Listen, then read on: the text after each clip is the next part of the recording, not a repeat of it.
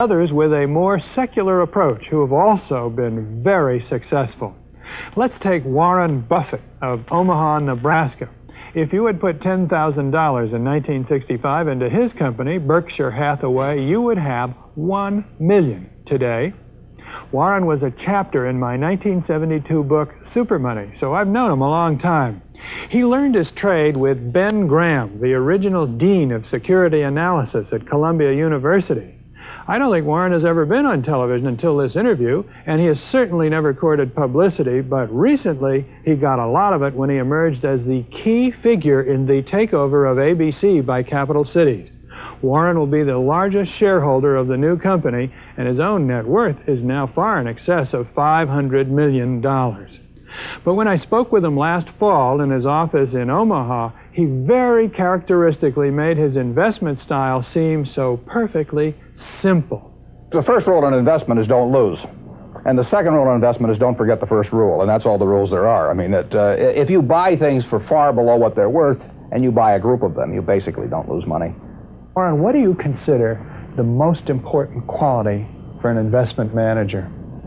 It's a temperamental quality, not an intellectual quality. You don't need tons of IQ in this business. I mean, you have to have enough IQ to get from here to downtown Omaha, but you do not have to be able to play three-dimensional chess or be in the top leagues in terms of bridge playing or something of the sort. You need a stable personality. You need a temperament that neither derives great pleasure from being with the crowd or against the crowd, because this is not a business where you take polls. It's a business where you think. And Ben Graham would say that you're not right or wrong because 1,000 people agree with you. And you're not right or wrong because 1,000 people disagree with you. You're right because your facts and your reasoning are right. Warren, what do you do that's different than 90% of the money managers who are in the market? Certainly most of the professional investors focus on what the stock is likely to do in the next year or two, and they have all kinds of arcane methods of approaching that, but they do not really think of themselves as owning a piece of a business. The real test of whether you're investing from a value standpoint or not is whether you care whether the stock market is open tomorrow. If you're making a good investment in a security, it shouldn't bother you if they close down the stock market for 5 years. All the ticker tells me is the price. Yeah. And I can look at the price occasionally to see whether the price is outlandishly cheap or outlandishly high, but prices don't tell me anything about a business. Business figures themselves tell me something about a business, but the price of a stock doesn't tell me anything about a business. I would rather value a stock or a business first and not even know the price, so that I'm not influenced by the price in establishing my valuation, and then look at the price later to see whether it's way out of line with what my value is. So Buffett chose to stay in this world, Omaha, Nebraska, where corn grows just minutes from downtown. Now, Omaha is a nice town, but nobody claims it's a world financial center. Here, the only thundering herd is actually on 4 feet.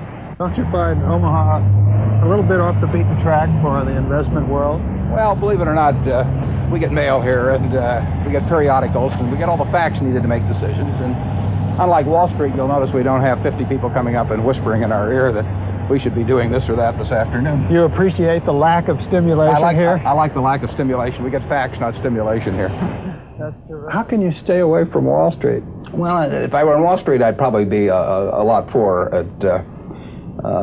You get overstimulated in Wall Street, and you hear lots of things, and you may shorten your focus, and a short focus is not conducive to long profits.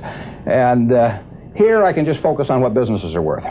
And I don't need to be in Washington to figure out what the Washington Post newspaper is worth, and I don't need to be in New York to figure out what some other company is worth. It's an intellectual process.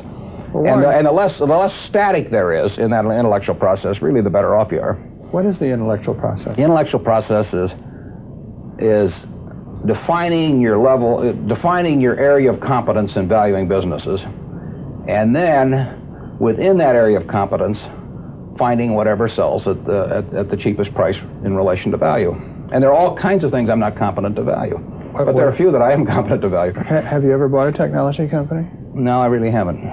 In 30 years of investing, not one? I haven't understood any of them. So you haven't ever owned, for example, IBM? Which Never owned Great, IBM. Marvelous company. I mean, a sensational company, but I haven't owned IBM. And so here is this technological revolution going on, and you're not going to be a participant. Gone right past me. Is that all right with you? It's okay with me. I don't have to make money in every game. I mean, I don't know what cocoa beans are going to do.